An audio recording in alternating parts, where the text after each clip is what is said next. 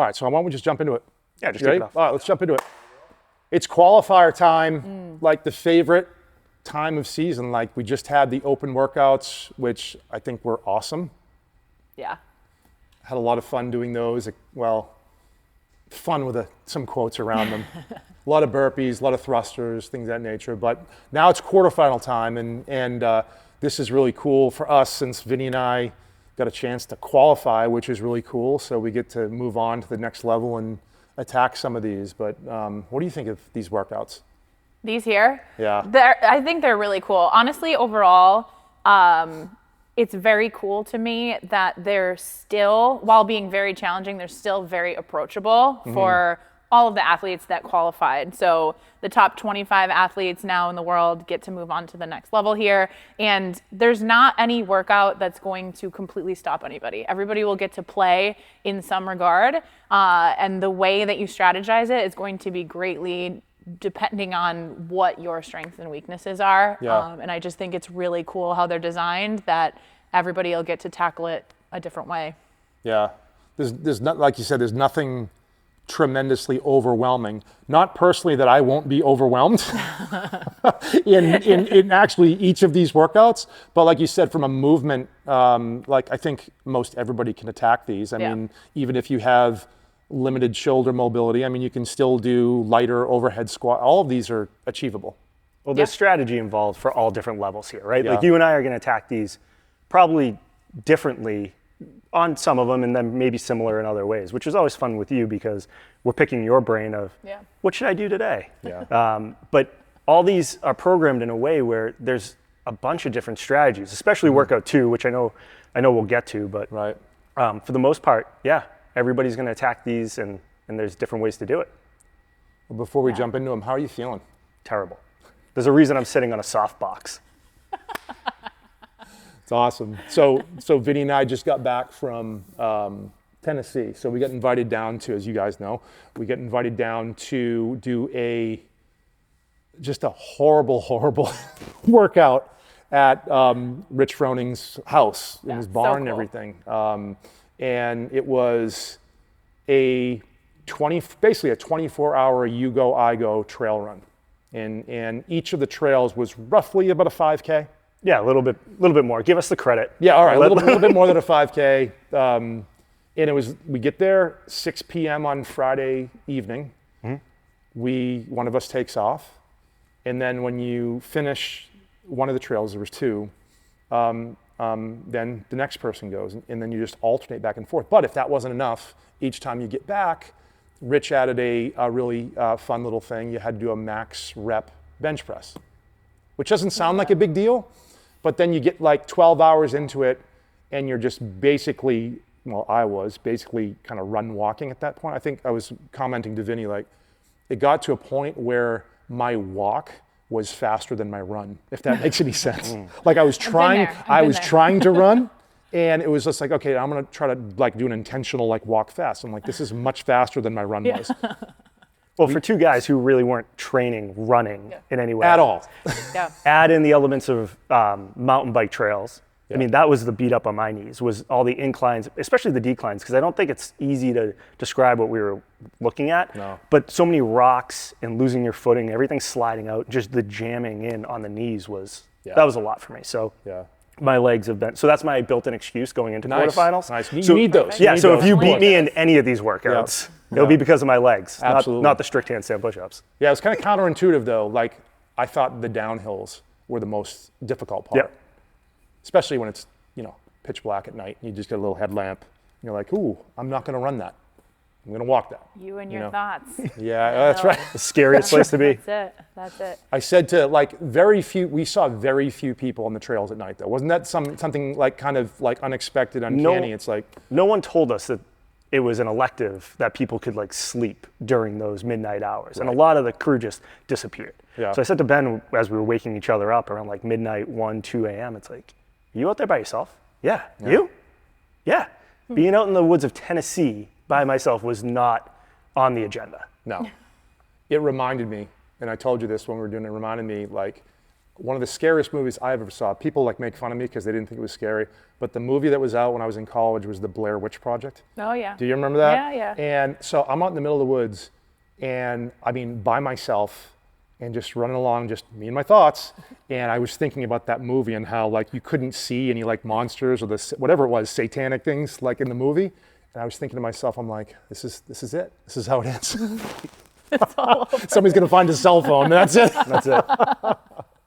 But I mean, it speaks so highly though of like what CrossFit does for us. You know, like talking about these workouts, talking about, you know, what you guys just did in the open, and the fact that you're both CrossFit athletes that can just go out there and do that. Like you just decided we're gonna do a 24-hour AMRAP of running 3.5 miles, and you were like, okay, let's go. Not just physically, like your body physically was okay. Vinny, questionable on the okay, right, yeah. but you know, To be body, determined. Some of us tried harder than others, I guess. yeah.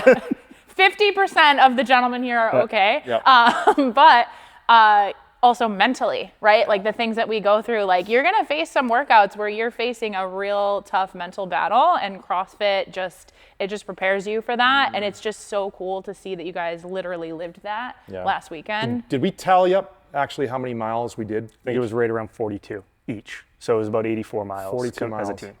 All I can think of in my life, the most amount of time that I run at the same time was when we did the hero workout, Clovis. Right. You remember that one? Yes. That was Vinny went away for a few days after that one. I think you broke your foot or something. I don't know what happened. Stress fracture, no big deal. This is more mental trauma than anything, I think.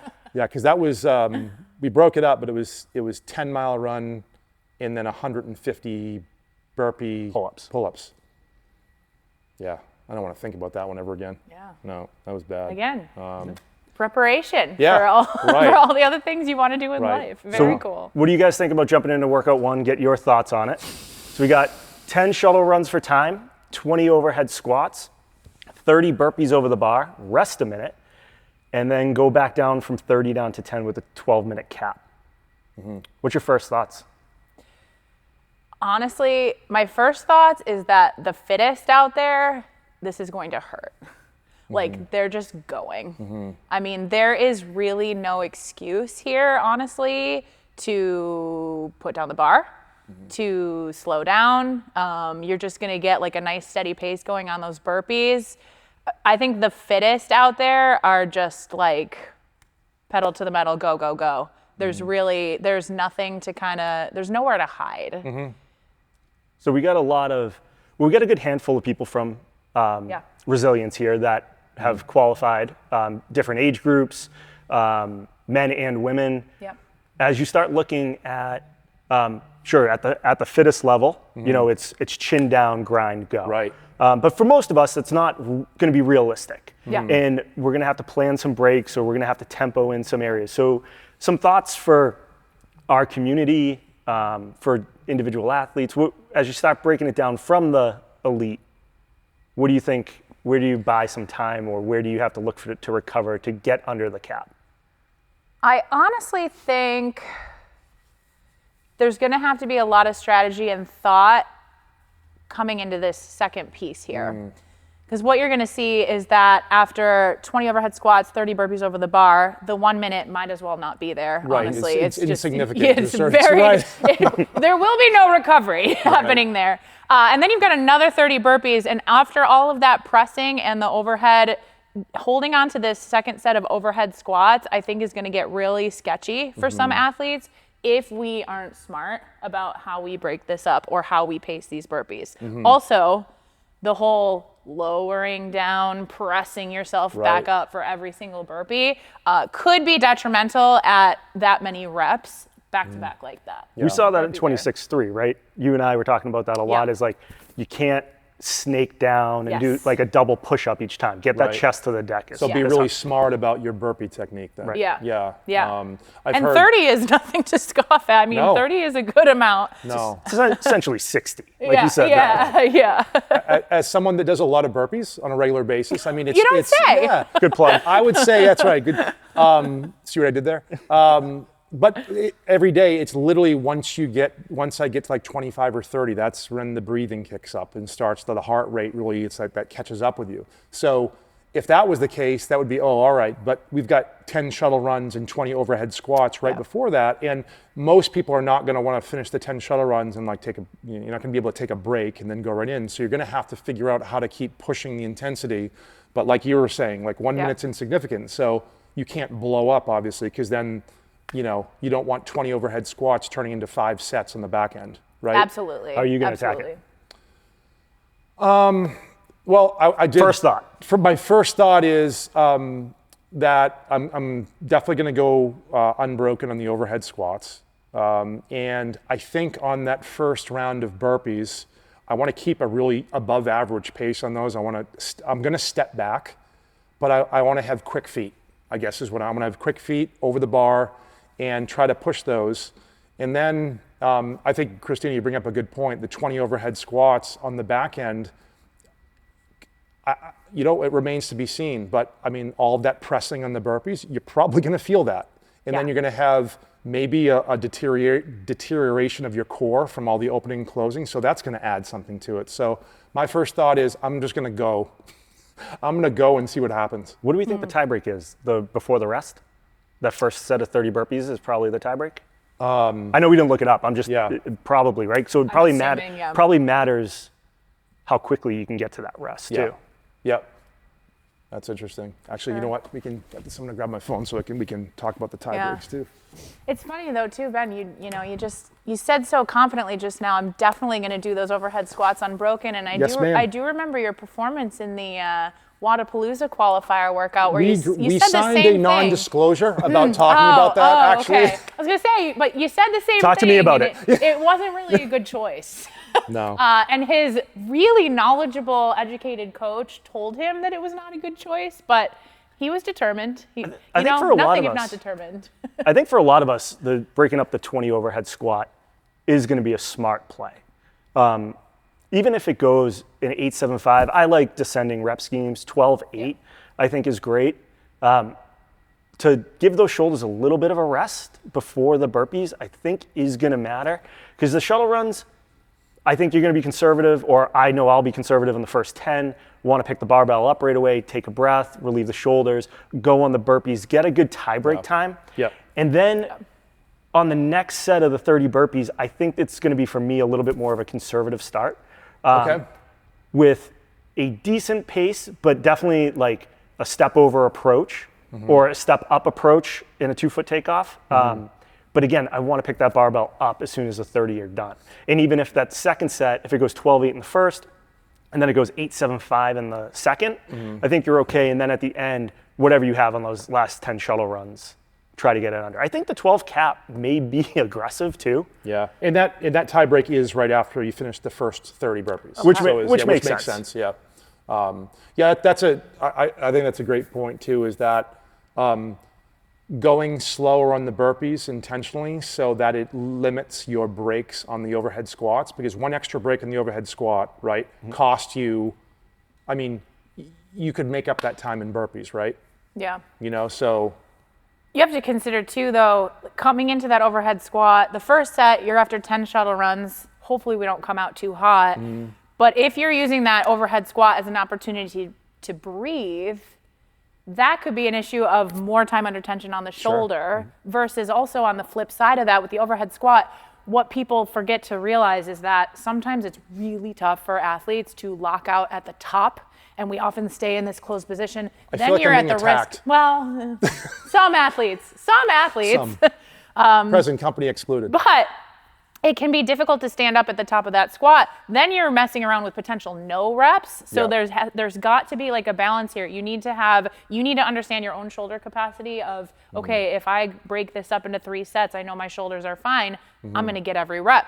Full depth, lock it out at the top, versus I'm going to hold on. Then we might be trying to like let go of it faster and then we're moving kind of sloppily. And in this workout, you definitely don't want to waste time on a no rep, because people are going to be flying through this, and every second is going to count, I think. And the shuttle runs at the end, you go with everything that you have. That you sell your soul. Oh my gosh. Absolutely. Yep. I guess if you don't collapse after that 10th one, then you didn't go hard enough, right? Yeah. These ones, like we see in the open, are usually pretty well programmed. I mean, again, the 30 burpees, if we even started there in the first one, and you're gassed and you're averaging 10 to 12 in a minute because you're going over the bar, which isn't unrealistic for some people. I know it sounds slow, but we're not just doing 30 burpees here. Right. So it's a lot of work. I think that's edging over 2 minutes to maybe upwards of 3, plus a minute of overhead squats or more, plus another minute plus of shuttle runs. You're looking at potentially 5+ minutes of work. Put your rest in, you're halfway to the cap. And you were fresh, and then you got to do it again. Yeah. So I think a lot of people do get capped here, and I think it's misleading, but I think there's going to be a lot of high heart rate here. Yeah. Fun workout, though. I'll finish. Yeah. All right, you heard it here first. All right, you want to talk about 2? Let's talk about 2, because this is, personally, I love these kind of workouts where you can partition it any way you want. Yeah. So we didn't write that, but you can attack this in any way. Yep. What do you think, Christina? Again, it's so cool because I think that there's going to be a lot of athletes who qualified that, maybe 40 bar muscle ups is like beyond their comprehension right now, but they might be able to open this workout up with 1 to 2 to maybe 5 reps, get that under their belt. And then they've got 15 minutes to chip away at 80 dumbbell hang squat cleans, which that's doable no matter what. I mean, that's definitely going to be doable for all of these athletes. And so now if you were able to open with those 5, you're ranked higher than anybody who maybe does not have that skill yet. So then it's going to be a question of okay, do we got to look at 2 different athletes here. Even you two, there's different kind of bar muscle up capacity right here, sitting here. So what do? Do we go a max set of unbroken bar muscle ups to open it up and then start chipping away at those dumbbell hang squat cleans? Because you're also going to start to see a lot of time under tension. We want to really make sure that we're not holding too much tension as we pull that dumbbell. Sure. It's going to be grip fatigue. How many are you going to do unbroken? Coming from the hang, there's no little reprieve at the floor there. So there's a lot of tension in the pull. And some athletes kind of they just hold too much tension in the elbow there. That's really going to be detrimental to the bar muscle up. So really interesting to see I don't know, an athlete like you, if you open up with max bar muscle ups and then go chip away, when do you pause to go back and do a couple bar muscle ups? What are you thinking? Yeah. I've heard a few different schools of thought on this already, watching a few videos and everything. And I think where I've settled in is just 8 and 4 throughout the whole thing. 8 hang squat cleans and 4 bar muscle ups. But what you said is interesting because, okay, you finish with 8, you get down the road, you get 5 rounds in, for example, to the 10 rounds doing that. And it's am I doing a good job at limiting as much tension in my arms as possible? Because, personally, I'm 245 pounds and not the most technically sound person on the bar muscle up. Stop laughing at me. I think that's the first time you've ever admitted that. You've been 220 for 10 years. I'm growing as a human being. I think personally for me, I never want to get to a point where I'm either failing a bar muscle up, right? Because that hurts. Yep. And then one thing that was brought up in a video that I watched, actually it was Froning and Angelo and Jake talking, and I think Angelo was talking about, you don't want to be resting on the bar muscle ups. So I guess you come down, you always want to be getting back to that dumbbell, right? And getting some work in.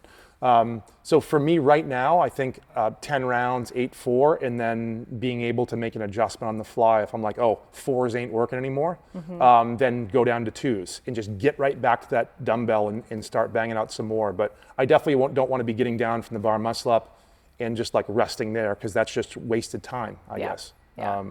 But it does remind me, anything with dumbbell squat cleans, it reminds me of what's that called, lumberjack 20?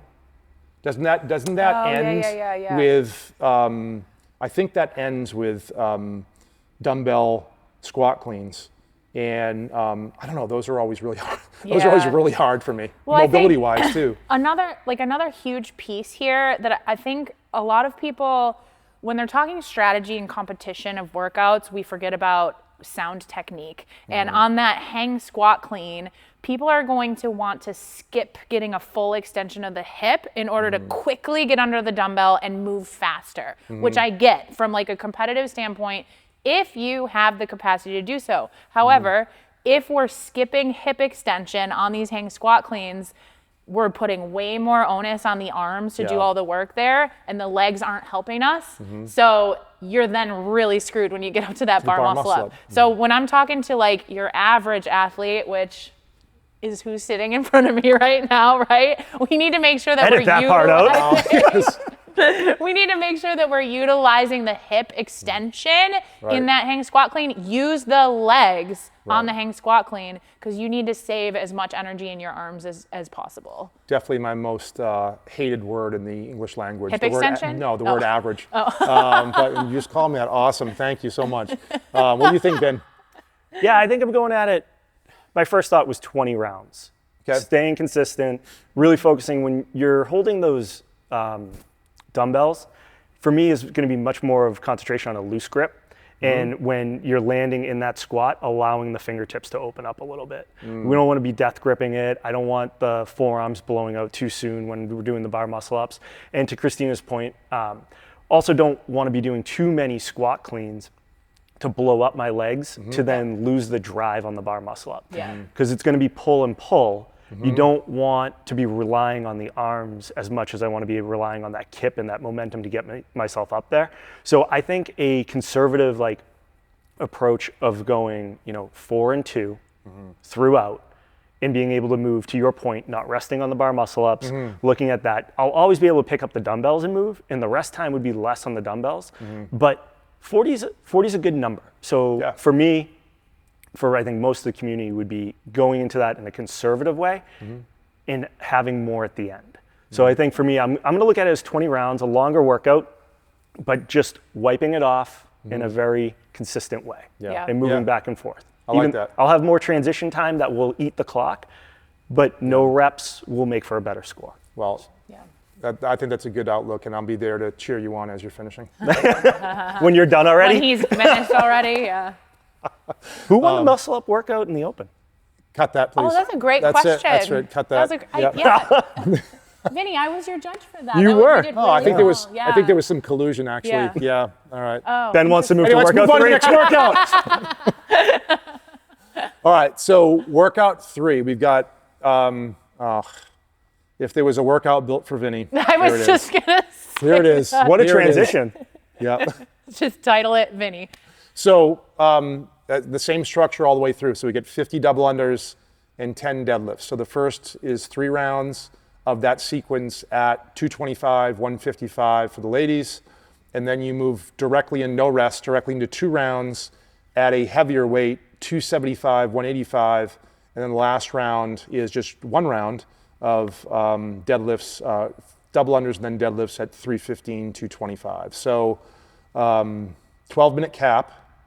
And I did read that you can either have somebody change the weights for you, or you can have multiple bars set up. Okay. Which is good. I didn't like changing my own weights in the open. Ugh, That's terrible. Yeah, fumbling around and trying to figure it out. Well, Christine, we already know how Vinny feels about this workout. Yes, so we do. Are there any alternate points of view here? No. I think this one is. It's real easy to look at it on paper and think, hit all those deadlifts unbroken. Those weights are very comfortable for both of you, especially. But you have to think, it's very much reminiscent to me of, it wasn't last year, 2 years ago, the open workout. What was it, 24.2, I think, was the 250 meter row, 300 meter row into 50 double unders and 10 deadlifts. There was deadlifts and double unders in there. Yeah, I remember deadlifts, double that. unders, and the row. And actually, I judged you, and those 50 double unders at a point end up really adding up. Sure. So then it's like, gee, do we need to have a plan on these double under? Each of you as athletes can definitely tackle this workout unbroken, can hit 50 double unders unbroken in your sleep. But we're combining it with other things. We're trying to complete this as fast as possible. Would it benefit you to go 25-25 and just keep the heart rate at a nice controlled state until maybe the second round of the 2-rounder into the last round, then we're just going for broke once we know we're in control. Yeah. Yeah, it's interesting. While each of us can easily handle these weights, right? These are two movements that in a really hard workout that absolutely bury me. So deadlifts just bury me. Double unders, and I like both these movements a lot. So it's one of those things where to your point, I have to be realistic. So for example, if I trip during a double under, I think I take a rest first and just continually move. And then as the weight gets heavier, I think 315, that's heavy compared to my max, and want to be able to knock that out, in a good spot at the end there. What do you think? I think I'd like to officially challenge Colton Mertens All right. to this workout. You heard it here first. If he's available. If he's available. No, when I look at this too, I think it can be smart to have a plan with the double unders to not get frustrated, especially in the beginning, because if you have the capacity to do 50 or more, move faster later, stay controlled in the beginning. I look at this one, honestly, for the 225, I'm going to go 4-3-3. Okay. Relax the grip again, give the shoulders a little bit of a break. I tend to hold my breath on a deadlift. Yeah. So if I can do that if I can avoid that with a high heart rate, it's just going to make me better in the workout. So I think a 4-3-3 approach, just releasing, deep breath. Giving your arms a break. Pick it up again, and then go at the double unders. I'll probably attempt to do the double unders unbroken, and then go 4-3-3, and do the same thing in the 275. And then that one round of 315, what do you have? What do you have? Yeah. If you can do it, can you do 10? Great. If not, can you go 6-4, whatever it is. Yeah. So I think there's a little bit of mental game there too, because it's going to hurt. But I think I don't like to go into these workouts and get frustrated or question myself. So I like having, again, descending numbers or something in my mind to take a break quickly, hit the reset, and stay on track. So I think that will be my play there. Yeah. You're kind of laughing at me because you don't think I'll stick with that. Because Ben, you know what's going to happen, right? He's going to go. You guys will do this workout together. You're going to be, all right, 4-3-3, and then you're going to hear nothing from Vinny's bar. All of a sudden, Vinny's going to be finishing the 2 rounds when I'm still here. What happened to 4-3-3? What happened to our plan? Yeah, that is a classic Vinny move. Yeah, but I do agree with it because Vinny's right. You're not the only one. A lot of athletes hold their breath when they're doing deadlifts. So combining that with this monostructural, the double under, that could be detrimental if you don't have the fitness capacity to back that up. And what does that actually cost you? You drop the deadlift at 4, a quick breath, you pick it back up again, especially at 225, right? Yeah. You can pick that up pretty easily. But if going unbroken costs you a trip in a double under, then you've just negated going unbroken in the first part. If you did the first round, 50 dubs into 10 unbroken deadlifts, 50 double unders is going to be 25, 30-ish seconds with transition, pick it up. You're still done sub 45 seconds of round 1. What's that going to cost you? Because round 2, if you're planning on going unbroken and you take that pause at the top, that time under tension, you're trying to breathe while holding significant weight. Sure. It does none of us any good. I think, honestly, taking that breath, staying controlled, we say smooth is fast, or slow is smooth, smooth is fast. Yeah. Right. But it's true in this. And then I think you can amp this up as you go. My goal is to get to round 1 feeling just as good as I did, or the 1 rounder, as I did to start the 3 rounds and send it. Nice. I like it. Move on to number 4. Number 4. All right. Christina, you told me before this is your jam right here. So beautiful. Well, why don't you tell us what it is then? Well, I don't know if it's my jam, but I think it's a beautiful workout. Yeah. Very cool. Very cool test. Yeah. I think that the first thing that occurs to me is your row time. It's 1,000. So I don't know if this is like a fast row at all. Put it for the average community too, right? Like, from the perspective of, do you want to go out there and hammer row number 1? No. What's it going to do for you? What do you think as you look at it for the community as itself? Again, take the elites off the table. Right. What are you thinking? First question is, it has got to be, what's your strict handstand push-up capacity? What does that look like for you? Because depending on where the tie break is in here, and we can take a second to look that up, but I'm assuming that there's going to be a tie break at the end of the 30 clean and jerks if I were to guess. So let's take a look. If athlete has 0 handstand push-ups, hammer it. Get as fast of a time as you can. At least see where you rank amongst the other athletes in your school of not having that movement yet. But if we do have handstand push-ups and they are rough for us, or we're going to lose capacity pretty quickly, we have to be really, really strategic here. The row, though, is a pull, so theoretically, to push, we should be okay. So it's really that jerk, in the clean and jerk, that I would be most concerned with as far as fatiguing going into that handstand push-up. So then it's okay, do you do singles? Do you, do quick threes? The weight is light. It's just Cindy just plopped, not Cindy, Grace just plopped right in the middle of a workout there. So something that a lot of us that have been doing CrossFit for a while are very comfortable with. So that can actually be a mind screw in and of itself. If it's my Grace time is 2 minutes, but to tackle that in 2 minutes is probably not wise today, right? So we have to rein it in. And you're not done out. It's not like you're doing a row and then into Grace. You're not done after that. You get another row and then into the handstand push-ups. So I'm all about singles. I think it's smart. I think for the majority of people, again, you're coming into this after being on a 1,000-meter row. We're going to have, heart rate's going to be up. You still have to get on a rower again. I think singles is absolutely the play. And we've got the plates here at the gym that are deadened into the floor. Yeah, they're not. They're not going to bounce. Yeah, around. be smart on the plates that you select. Yep. Stay away from the think blues. That's because I was just thinking about the row, and I'm I like a good row, but I know just from experience, I'm geez, that you're not. If you go a balls to the wall in a row, but you're in the middle of a workout.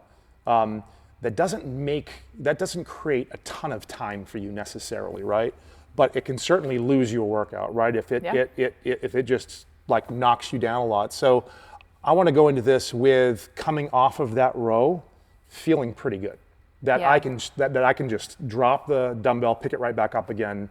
I think regardless, I don't know, when it comes to clean and jerks or doing Grace, no matter what condition, it feels like it's always around 18 or so where it's this is getting really, really hard. But when you look at this, right, because your strict handstand push-ups are great, you know that the clean and jerk is going to fatigue it a little bit. When you look at the strict, because if you went up, you can do 10 plus unbroken. I think right now I could probably do 10 to 12 unbroken. So what does that mean for? What does it mean for? So what does it mean for you? Me? I think this is kind of 4s. I think it's smart to have a plan in the beginning because you don't know what it's going to feel like until you get upside down again. Yeah. But the other huge factor here, I think, again, we have, just like we saw in workout 2, a question of movement technique. So on that row, are you getting a full leg drive before you're pulling? So we're doing a little too much on the upper body on that row, which is a tendency of yours as well. Right. That could be detrimental. Get into the clean. Yeah, you can muscle clean and jerk that all day long, but do you want to muscle clean? You might need to, get yourself to just get underneath that bar. Use your legs a little bit more so that you can have the ability to shine on that strict handstand push-up, which if you're fresh, you definitely can. But if you make a misstep in your movement technique, you could be setting yourself up for your arms just being toast. That's such a great point that I always fall victim to.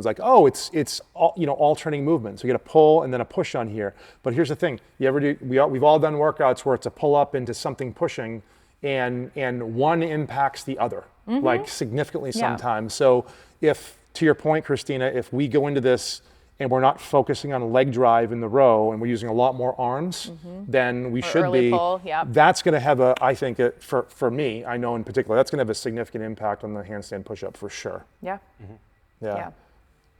20-minute cap. I mean, you should just go. This one sucks for me. This sucks. This is the worst one. So strict handstand push-ups are I wasn't going to say that. We're going to get that one on camera.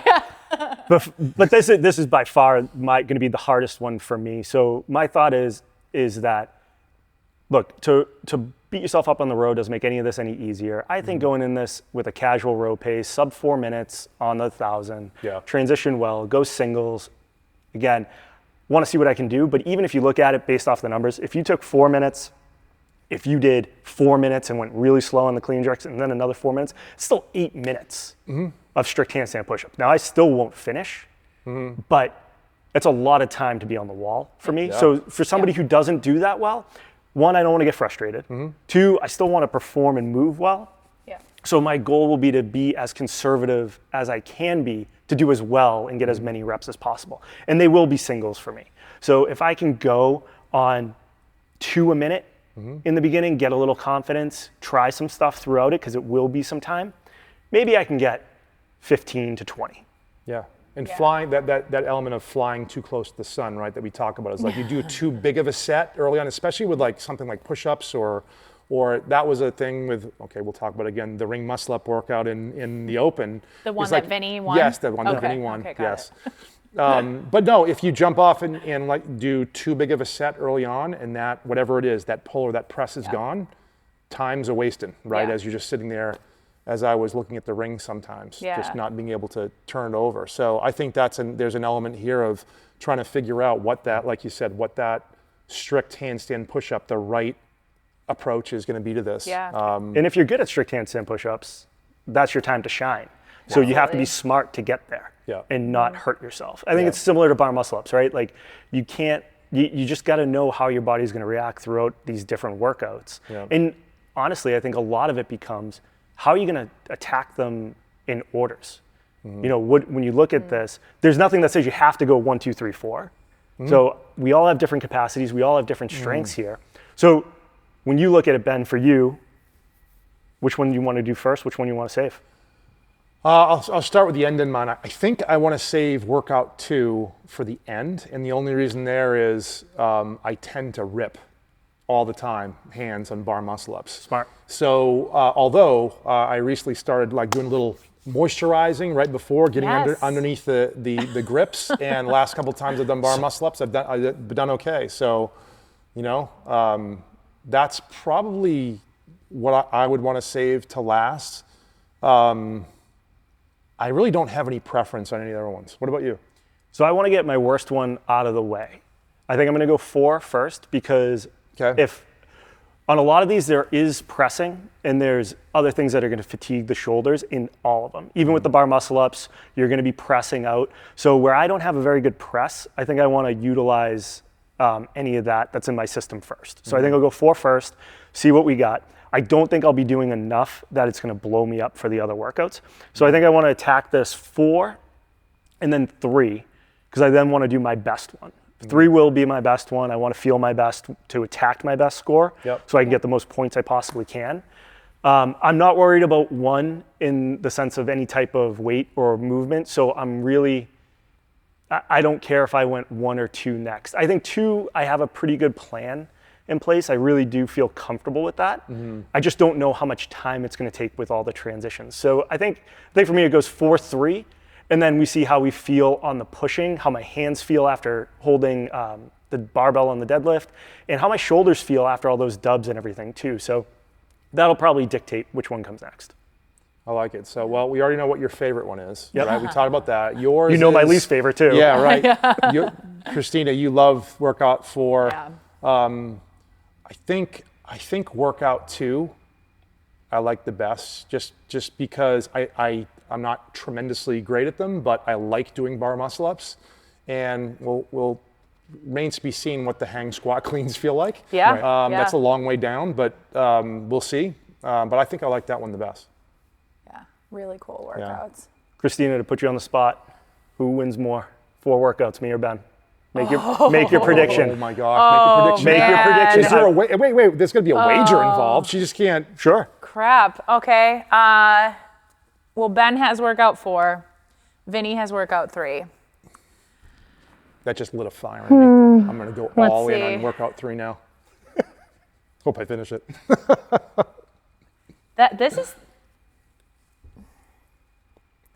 It's really tough, because I think, Vinny, your plan for workout 2 is really solid, and if you can stay consistent, you will do very well in that workout.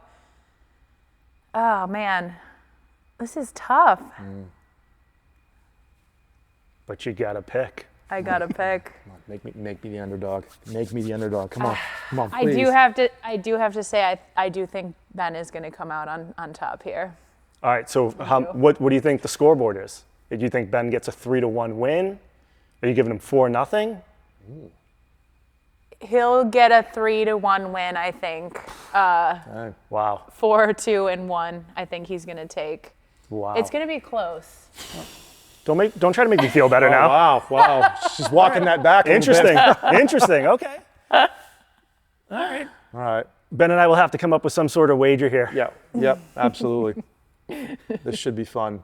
But it's going to be fun to do as a gym. We got, like you said, we got a number of people here that qualified here in Medfield. And I think a number of people who will want to just do the workouts too, right? Yeah, and exactly. I think that'll be fun to do as a group, and everybody can see where they are in the progression. We've talked so much about how people, that's the beauty of the Open, right? Seeing it year to year, how you improve, where your weaknesses lie, and again, where they come out in quarterfinals or whatnot. But it'll be exciting to see. And again, you did so well in the Open too. So with the top. Same for both of you guys. Can we talk about like your progression of like from last year to this year? Yeah. What was that like for you? A lot of hard work. And just being outside of the quarterfinals. Yes, just outside. So I don't quite get to play, but I will probably do some of the workouts. They look super fun. But I think like, speaking to like, the average athlete, or like some of the stuff that you said, Vinny, was really, really cool about like that workout for example, for you. Strict handstand pushups are not a strength for you, but you want to tackle that in a way that you can get the most strict handstand pushups that you could. And I think that's really admirable. Like when we look at this kind of competition setting, and those who did qualify for quarterfinals are going to want to try to get the best score they can to be in the best place in the leaderboard. Right. But to your point about me, I'm building towards that. My goal is to make quarterfinals next year. I would want to tackle these workouts in a way that gives me an accurate picture of where I'm at. So for Vinny, instead of hammering to the first tie break and like maybe winning a couple points that way on the leaderboard, you're going to tackle it in a smart way to see, okay, I'm in like training mode right now. Maybe that's not a competitive workout for you, but you're going to be like, okay, I'm going to be able to hit this many strict handstand pushups, and then next year when it comes along, how much better will you be at strict handstand pushups? And you'll have an accurate picture of where your fitness is right now. So just because we're competing doesn't mean that we can't get some really good information about our weaknesses and then figure out how we need to tackle it for next year. And that's a huge part of the Open that I think people miss. They're very focused on the now, but what about the big picture? Where do you want to be in 3 years? So like, how do we need to tackle these workouts so that you're going to set that pathway for yourself to continue to improve? I don't think that could be overstated. Like the beauty of the Open is that, like, certainly not within the workout when everything's falling down in while you're doing it, but like getting off potentially a workout too and realizing, oh my gosh, this was so much more of a grip workout than I thought. Right. And I didn't do as many bar muscle ups done as I thought. It just seeds your intensity going into like your training going forward for the next year or so. So I think that's the beauty of the Open and all of this is the humbling nature of doing this and going into workouts and either being confident and falling short or coming in kind of like a little anxiety and doing better than you thought you would. It's all mixed together, and I just think it's a beautiful thing. Yeah, me too. I love the Open. Yeah.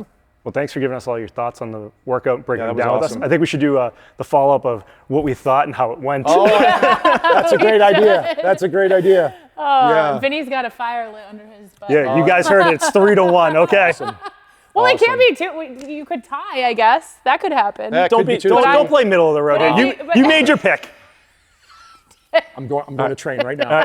That's it. All right, cool. Well, thank you. Thank you for jumping on with us. And let's definitely do that. Let's do the almost like the myth versus reality type of thing. It's like right we now. thought what was going to happen. What really happened? What really happened. Yeah, I love it. All right, awesome. Oh, well, until next time. All right.